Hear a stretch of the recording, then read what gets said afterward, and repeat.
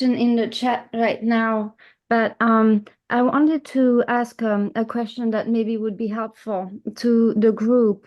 It's about practice of mindfulness of feelings.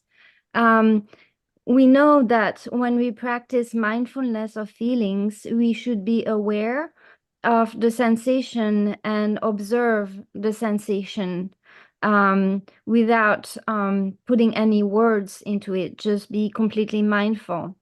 But I noticed that there is a tendency of the mind to actually look for sensation, particularly to search for the sensations.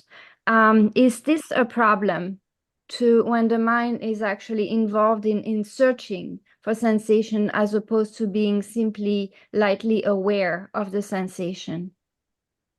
Okay. Sensations called feelings, present, unpresent, neutral, and the feeling with desire, anger, and so forth is called mundane, ordinary, worldly feeling. And there's another feeling which is not related to greed, hatred, and so forth. That is niramisa, sukha, dukkha, upekha. Niramisa. So let me deal with these three only now. When we experience a feeling, without using any word, we become aware of that feeling is with greed, hatred, or delusion. We don't have to use a word to understand the greed, hatred, or delusion. We simply become aware of it. When that is disappeared, then also we don't have to say in words that it is disappeared. So when it arises, we become aware of it.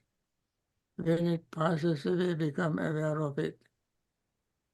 But we don't use any particular word to identify, recognize it, that we can feel the feeling. To feel the feeling, we don't have to use words like when we have pain, painful feeling. We know painful feeling exactly as painful feeling without using any word. We use word only to express. When we try to express, we express not the full degree and extent of a pain or feeling.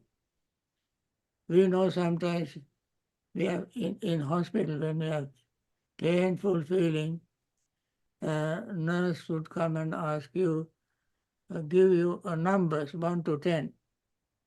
So ask us which of these you feel between the range between 1 and 10. If the feeling is very excruciating, you might say it is 10.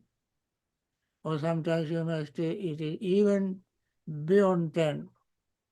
If it is a mild feeling, you say maybe if it's between 4 or 5, like that. You give the numbers for that, so that the nurse would know kind of pain and what kind of medicine she should prescribe according to the doctor's advice. And yet they guess the feeling, but you cannot express it in words to anybody. But you feel how light, mild feeling it is, how severe feeling it is. Always they explain through examples, similes, and so on. So any feeling you feel can be mindfully watched and become aware of the degree and extent of that feeling, pleasant, unpleasant, neutral. or related to sensual pleasures, eyes, ears, nose, and so forth, or feeling a pleasant feeling that you gain through the practice of meditation, attaining jhanas.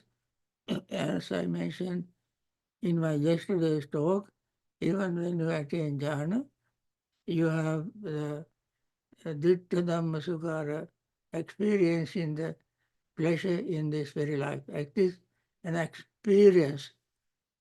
So it is very subtle and also a very quick way of becoming mindful, quick way of becoming aware of impermanent nature of that particular feeling.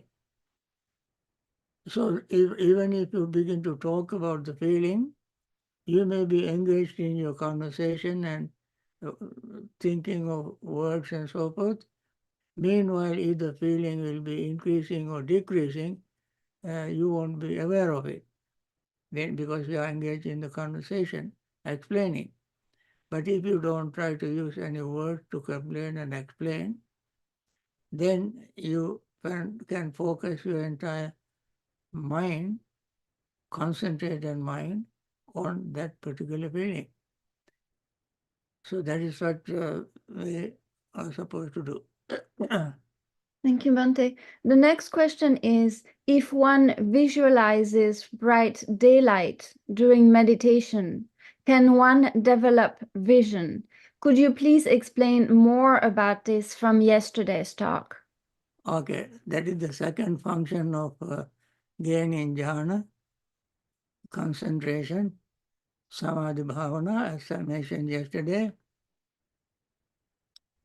Yes, we are maybe practicing in the dark at night, and that time you can,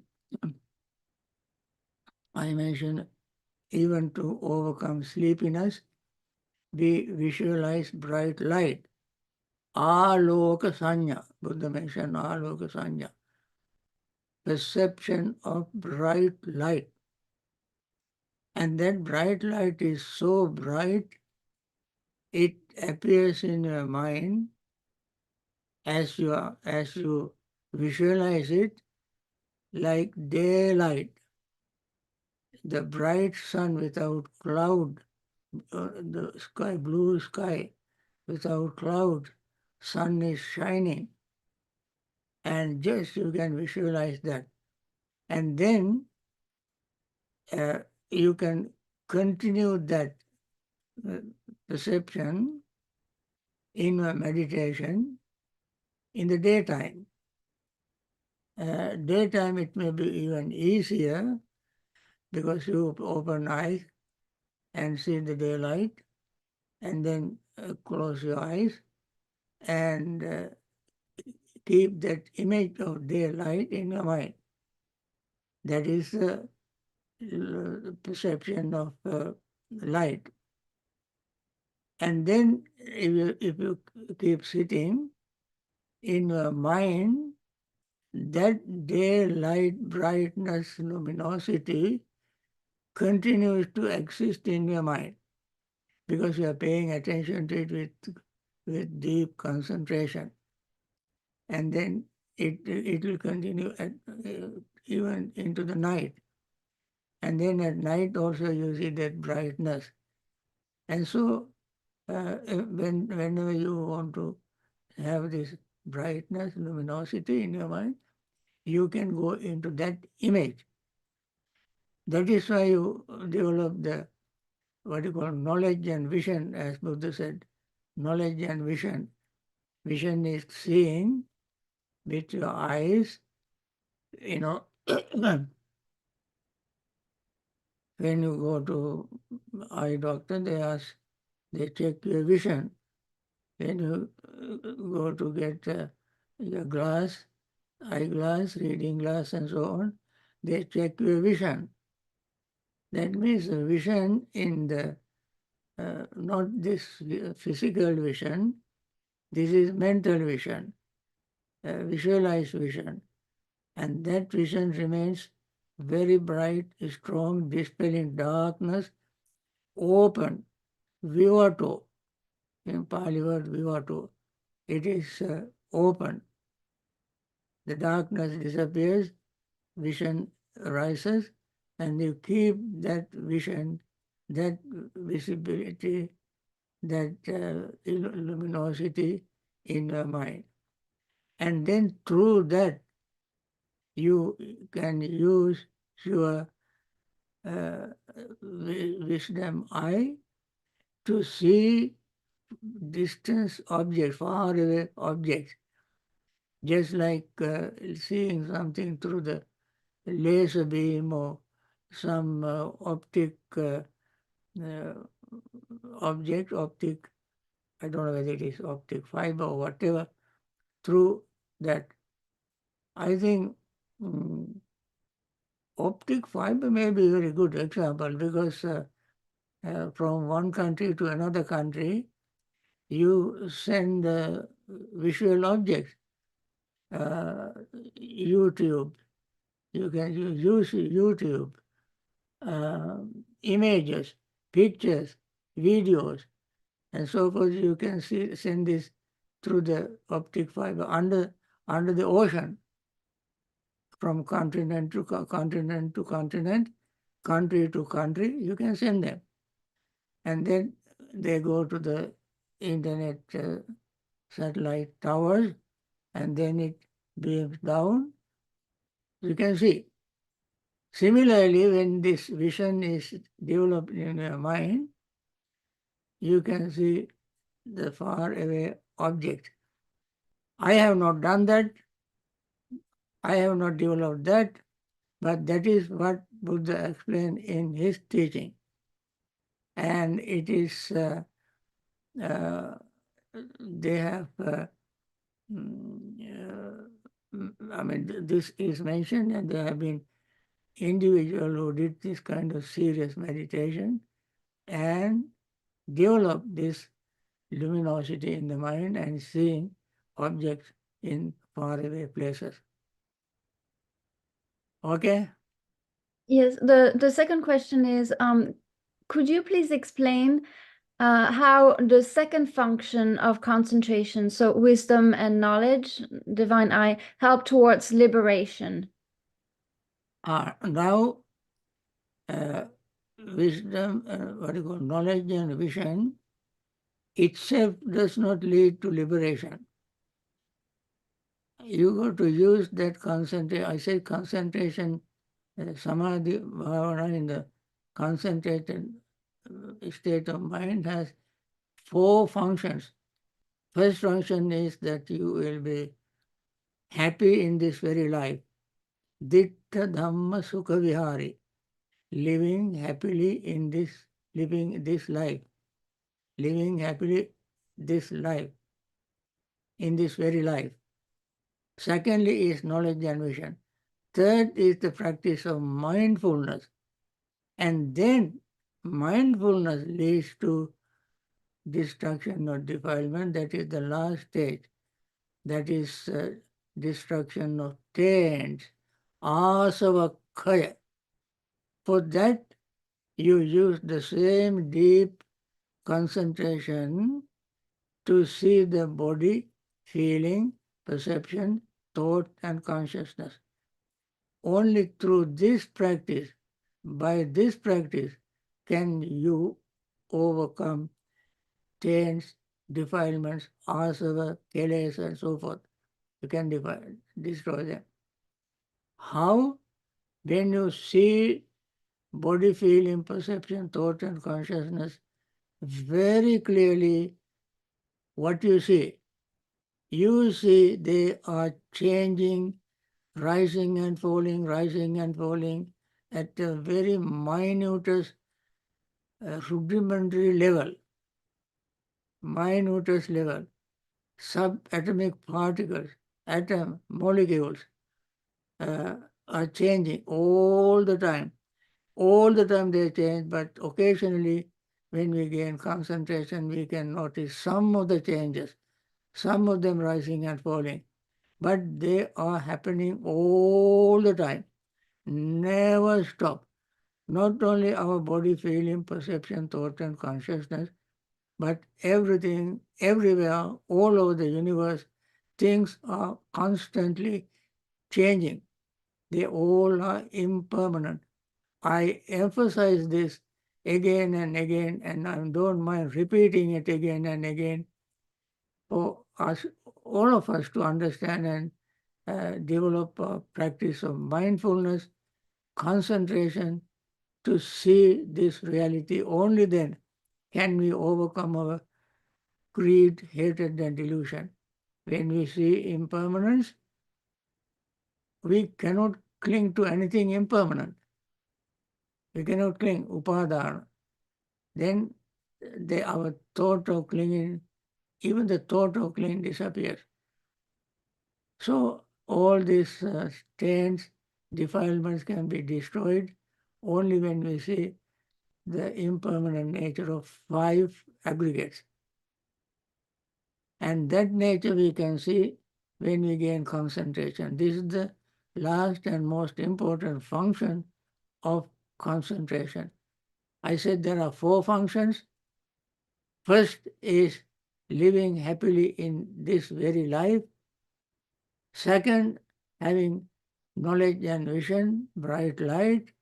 Third, developing our mindfulness and clear comprehension, sati sampajanya. Fourth is destruction of defilements. These are the four functions of concentration.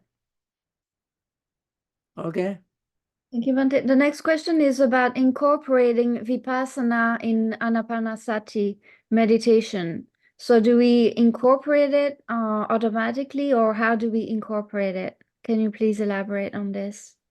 Okay. Mindfulness of breathing, Anapanasati, is an integral part of our Vipassana practice. Actually, I mention in our instructions every day, every time I talk about it, we breathe deeply, as Buddha said, Dighangva asasanto, Dighang asasameti pajanati. Dighangva pasasanto, Digham pasasameti pajanati. That means we deep become mindful of long inhaling and become mindful of long exhaling. That means when we take long inhaling, long exhaling, we have plenty of time to notice impermanence of our body, feeling, perception, thought, and consciousness. There, we may not gain deep concentration as when we gain jhana, but we have enough time to keep our focus on the breath, and during that time, we can also notice the changes of feeling, perception, so forth. The two go together. Deep breathing and becoming aware of changing all this feeling and so forth, five aggregates. And therefore, this is very much a part of the last function of the concentration. On one hand, you gain concentration and see deeply all the changes. On the other hand, without gaining concentration, you can use this with enough sufficient concentration to become aware of rising and falling. So these are the two methods. One is samatha pubbanga vipassana, vipassana pubbangama samatha. You first develop concentration and gain concentration, and then follow those steps and come to the fourth function. Or without developing concentration, you directly become aware of impermanence and so forth through the practice of uh, uh, practicing and developing your deep breathing inside and outside, inward and outward breathing. So These are the two types of samatha, vipassana. Samatha, vipassana. Vipassana, this is vipassana and samatha. You practice impermanence and so forth first, and then it naturally leads to concentration, which is not jhanic concentration. To gain jhanic concentration, you can focus only one object and develop it. Even in this vipassana practice, you gain concentration. In order to gain concentration, whether it is jhanic or not, you go to overcome all obstacles like hindrances. Definitely you can overcome hindrances when you develop mindfulness, vipassana practice. On the other hand, you can practice samatha practice. One advantage in practicing samatha meditation is that your mind is open to various other branches, like divine eye and so forth. When you practice only vipassana, you don't develop other areas, other branches of mental development. You just, because we don't have that much time, we have very short time. During this short time, we must do this very quickly. In order to do that, we directly focus mind on the impermanence, unsatisfactoriness, selflessness. As I mentioned, even you practice jhana, gain jhanic concentration, eventually you got to see impermanence, unsatisfactoriness, and so on in jhanic factors. So here is a shortcut, other is a little detour, practice. But eventually both of them come to the same result. Yes, Okay. we have another question regarding Vipassana, so I think I'll group it with that one. Vipassana or mindfulness can destroy defilements or hindrances. And yesterday you said that concentration can destroy defilements. But in the fourth jhana, the senses are shut down. So can you please explain how concentration can destroy defilements? I think that's a question. That is what I answered yesterday. Yeah, they want more clarification on this, Bhante. Yeah, concentration can destroy defilements because when we gain concentration, we can see all the minutest changes in our body feeling and so forth. It is just like focusing. I think the simile I use is laser beam. Laser beam. We focus very sharp concentration, concentrated mind. You can focus on your body feeling and so on. And even in Vipassana practice, we have to have certain amount of concentration in order to see things as they really are. In both ways, one is little uh, taking additional additional courses, so to say, additional subject, additional things you develop, and eventually you gain concentration to see impermanence. In Vipassana practice, you overcome hindrances and gain a certain degree of concentration, enough for you to see impermanence in everything in our body, feeling, perception, and so forth. In both ways, we see, experience the impermanence of everything. And that is why Buddha said, in both ways we gain concentration. One is concentration with all kind of additional embellishment, additional qualification. But the other one is don't have that, other one doesn't have any other additional qualification, but additional, what you call, embellishments, uh, but directly you gain concentration. Both of them do the same function. as far as destruction or defilement is concerned, both of them do the same thing. And therefore there is no difference in between these two with regard to destruction or defilement. Both of them gain concentration and both of them see things as they really are. As the Buddha said, concentrated mind sees things as they really are. Samahitam chittang yata bhutam pajanati. Samahitam chittang yata bhutam pajanati. Concentrated mind sees things as they really are. They means the five aggregates, really, really are means really changing. I mentioned also in relation to this whether the Buddhas come into existence or not. This established Dhamma, root of Dhamma, element of Dhamma exist. Dhamma dhatu, Dhamma niyama, Dhamma Titi. Titi means establishment. Established Dhamma, elements of Dhamma, law of Dhamma exist. What is that? Sabbe Sankara Anicca. Every Sankara, all Sankaras are impermanent. All Sankharas are unsatisfactory. All mental states are without self. And this is truth that exists whether the Buddhas exist or not, whether they come and these things to declare to the world or not. But what the Buddhas do, they understand it, comprehend it, realize it, and explain.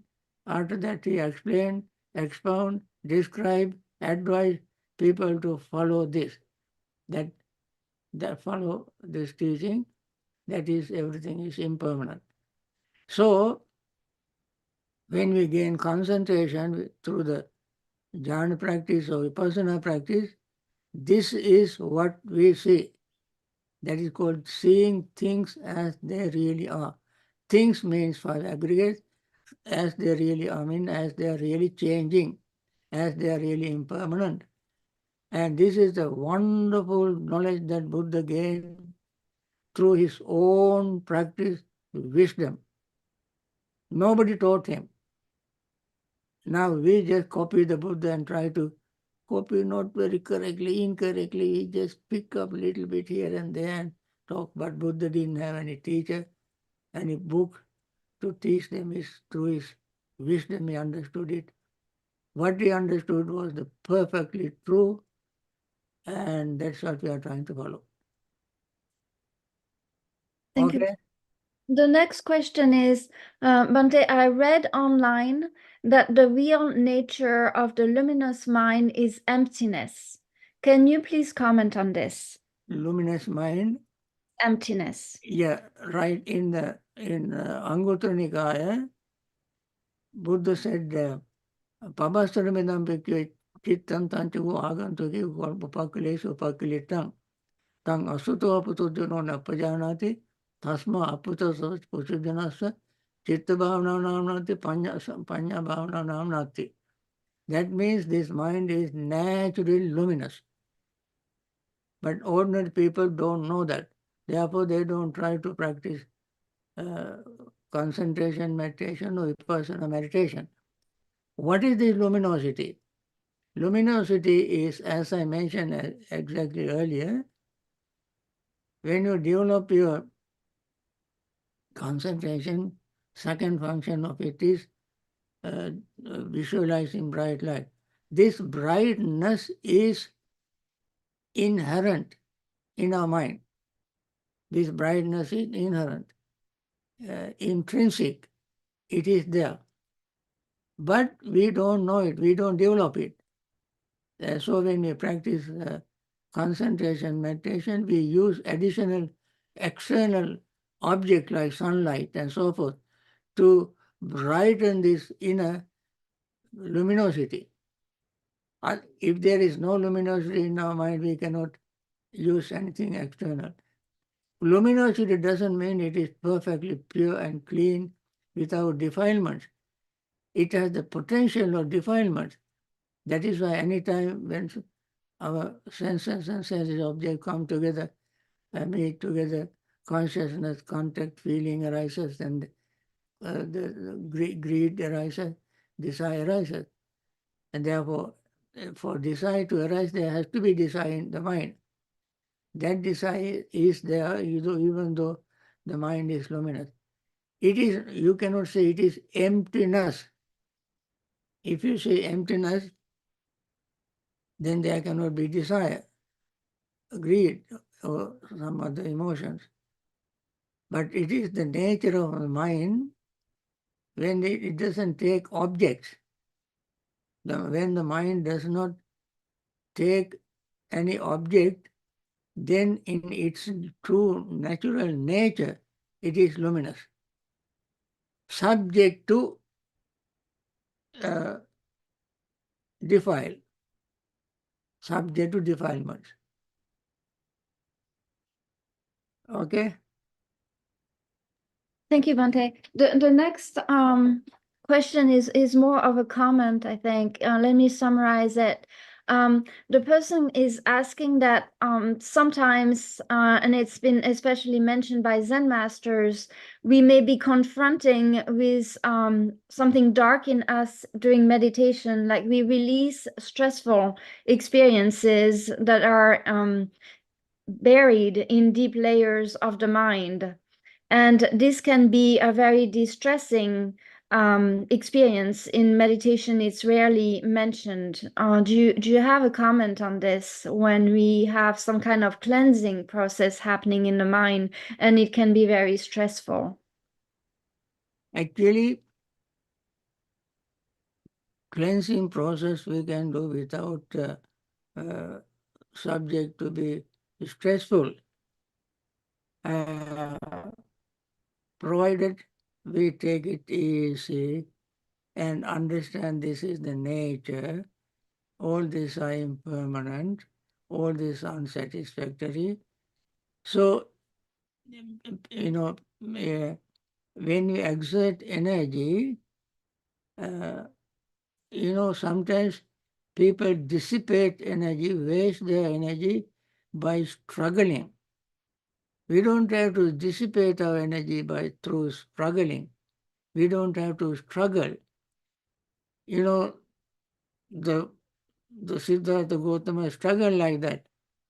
He did all kind of torturing the body in many, many, many, many ways.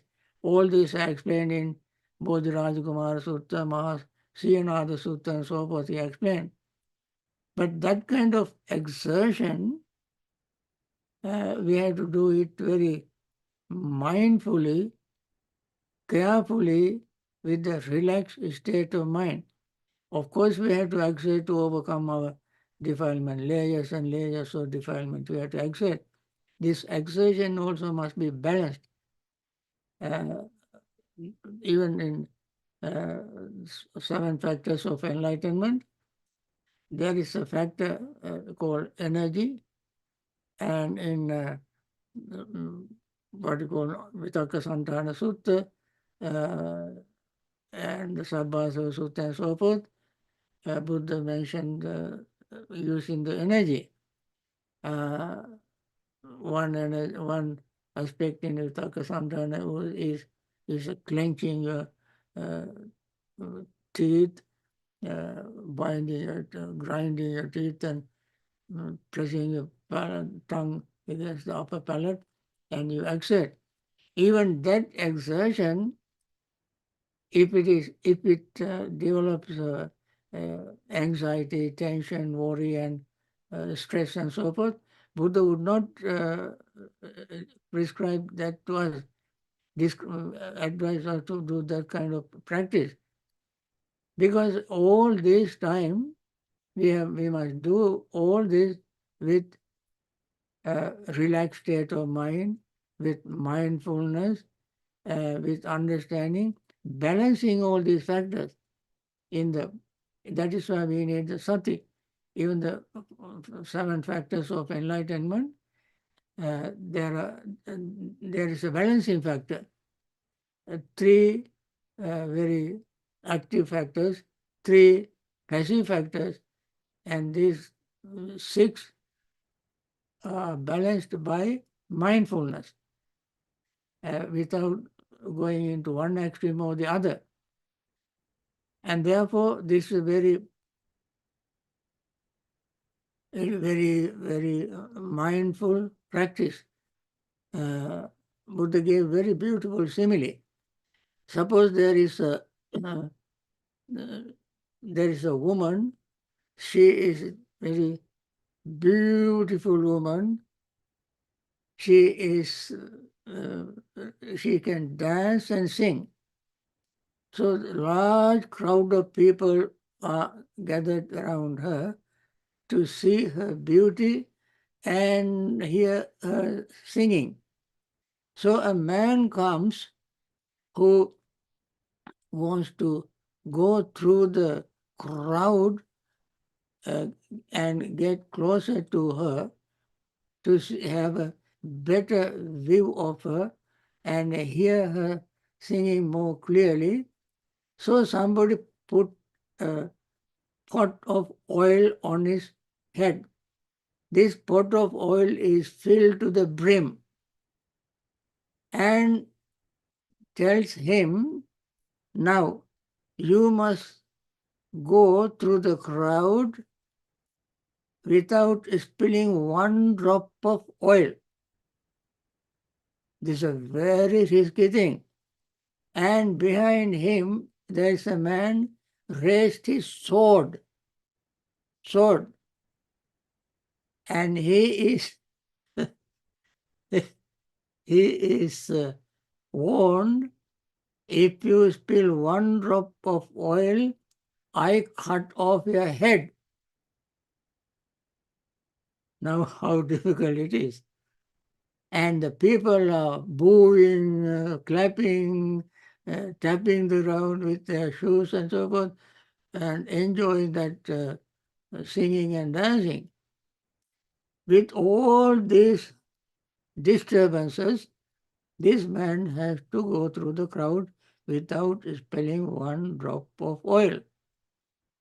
This is a very beautiful simile Buddha gave to illustrate how mindful we should be without falling into one extreme or the other, following the true middle path. So, when you try to overcome our defilement, that, see, in this simile, the man has to restrain his senses, his eyes, his ears, his mind. He has to control and remain mindful, not to drop one drop of oil from the pot. So similarly, one who practices mindfulness has to be very mindful to absorb anything that happens around that person. If they meditate in a retreat, there are many people around him. Some may be sneezing, some may be blowing nose, some may be coughing, some may be moving, some may be shifting cushions, some get up. So many little noise you can hear in the crowd. And still you should learn to focus the mind on your own practice, object. If the meditation develop your stress, I think you better don't meditate. The meditation is a way to reduce your stress, make you calm, make you peaceful. And we have to be very serious. So you have to be wise. I think friends we spoke little longer. Uh, so we have we don't have much time. So I have to stop here answering the questions. And thank you, Chaturi, Veronik, for reading these questions. They are all beautiful questions. I don't want to go overboard, and we have to stop here. And thank you very much for asking these reading questions for me. And now let us do some spend some time in meditation. Okay.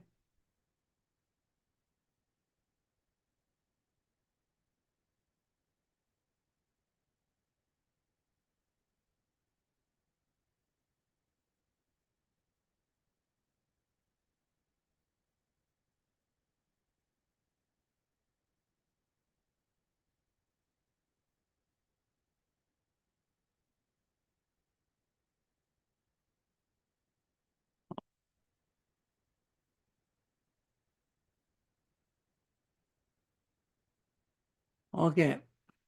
Let let me read the metta recital and then we meditate at least 20 minutes. May all beings be happy and secure. May all beings have happy minds. Whatever living beings there may be, without exception, weak or strong, long or large, medium, short, subtle or gross, visible or invisible, living near or far, born or coming to birth, may all beings have happy minds. Let no one deceive another, nor despise anyone anywhere, neither from anger nor ill will should anyone wish harm to another, as a mother would risk her own life to protect her only child. Even so, towards all living beings, one should cultivate a boundless heart. One should cultivate around the world a heart of boundless living friendliness, above, below, and all around, unobstructed, without hatred or resentment, whether standing, walking, lying down, or when awake. One should develop this mindfulness. This is called divinely dwelling here, not falling into erroneous views, but virtuous and endowed with vision, removing desire for sensual pleasures. One comes never again to birth in the womb. As I mentioned with this metta thought, let us meditate at least for another 20 minutes. I think instructions would be the same. In order to save time, I uh, don't want to repeat the same instructions. Please continue the practice.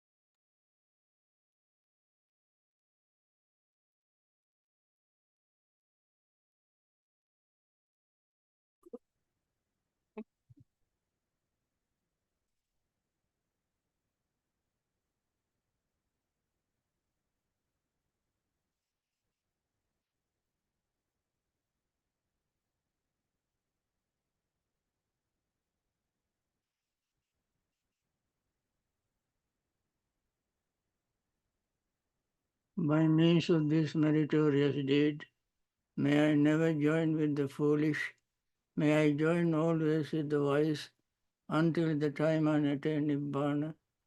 May the suffering be free from suffering, may the fear-struck be free from fear, may the grieving be free from grief, so too may all beings be, from the highest realm of existence to the lowest.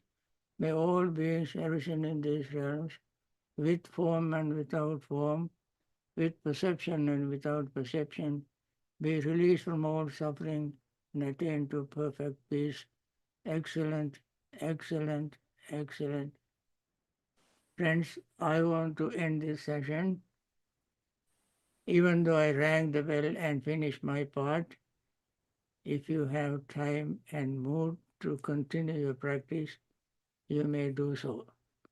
May all those who are in hospitals taken care of by very compassionate doctors, nurses, and hospital staffs, may they recover very soon and return to their normal life and find time to practice meditation and eventually attain liberation from suffering. May all the doctors, nurses, and hospital staffs who are helping these people in many ways also find time to practice meditation, Dhamma, realizing the truth of Dhamma, and liberate themselves from samsaric suffering. Those who have lost their loved ones, have been grieving, may they be free from grief and continue to understand the Dhamma, practice meditation, and liberate themselves from samsaric suffering. May all others who are in various trouble spots, war zones, poverty-stricken, discriminations, and so on, may they also find time, place, and meditate so that they can overcome their current problems, to some extent minimize them, mitigate them, and finally they also find time to practice meditation, liberate themselves from samsaric suffering. May all beings in all 10 directions, north, northeast, east, southeast, south, southwest, west, northwest, and north, up and down, all these 10 directions, all those who are living in these 10 directions, be well, happy, and peaceful, and liberate from samsaric suffering. And thank you for coming and participating, encouraging us to continue this little service. And you continue your practice, and see you next week. Thank you. Sadhu, Thank sadhu, you, sadhu. Bhante. Okay. Thank you, Thank you, Bhante. Bhante. Bless you, Sadhu, Bhante. sadhu. Thank you, Bhante. Thank Sadhu, sadhu, sadhu. you. Sadhu, Sadhu, sadhu. sadhu. Bye. Thank you, Bhante. Bhante. Thank you, Bhante. Sadhu, sadhu. Sadhu, sadhu, sadhu. Be healthy.